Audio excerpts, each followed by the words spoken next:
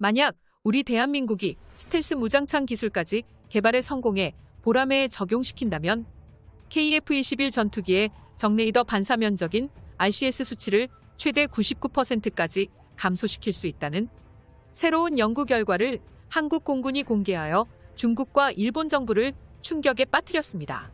그도 그럴 것이 이 정도 수준의 RCS 수치를 KF-21 전투기가 기록하게 된다면 일본과 중국이 현재 개발 중인 PLA 형태의 레이더론 KF-21 전투기를 포착하는 게 어림도 없어질 정도로 KF-21 전투기는 미국산 F-35보다 뛰어난 스텔스 능력을 보유하게 될 텐데요. 한국항공우주산업에 따르면 KF-21 전투기를 2030년까지 5세대 스텔스 전투기로 업그레이드를 시키는 게 가장 급선무라고 밝힌 적이 있는데요. 특히 5세대 스텔스 전투기의 핵심 요소로 레이더 반사 면적을 최소화시키는 RCS 감소 수치가 미래 전장에서의 생존성 확보를 위해 KF-21 전투기의 반사각 정렬 설계, 매립형 안테나와 평면 동체, 반매립 무장창 등을 포함한 극한의 저피탐 형상 설계가 가장 중요시됩니다.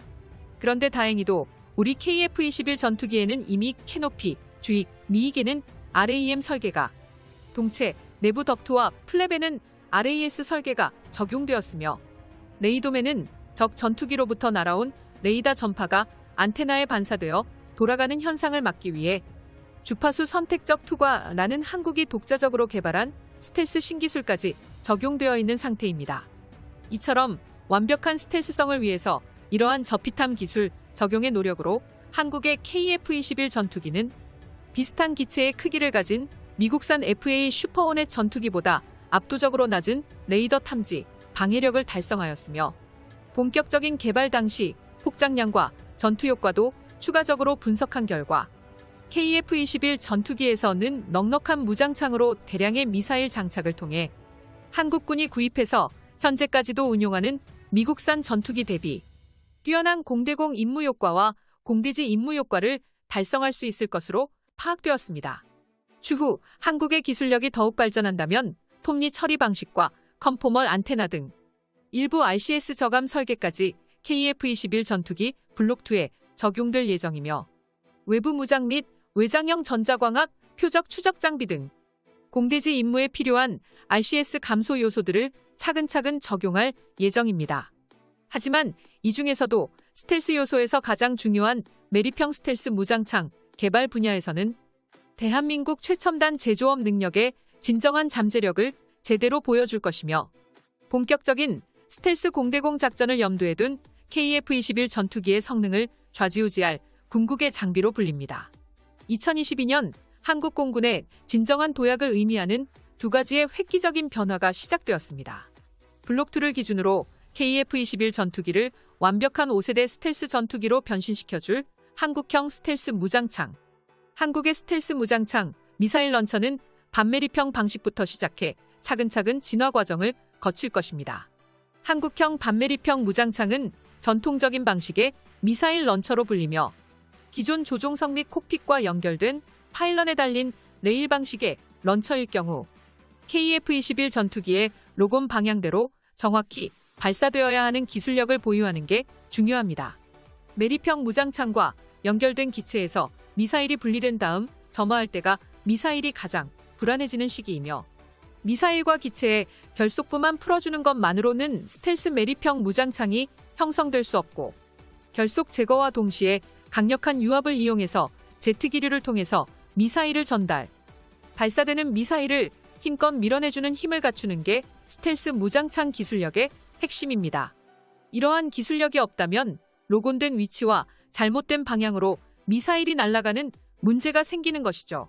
그러나 한국 공군은 이러한 유압 방식으로 미사일을 밀어내는 매립형 로드 방식을 개발하는 데 성공했으며 미사일을 집어넣어 스텔스 무장창으로 변경시키면 RCS 면적이 극단적으로 줄어들어 적군의 레이더가 KF-21 전투기를 탐지할 시 절대로 탐지하지 못하게 되는 진정한 5세대 스텔스 KF-21 전투기를 탄생시키게 되는 것입니다.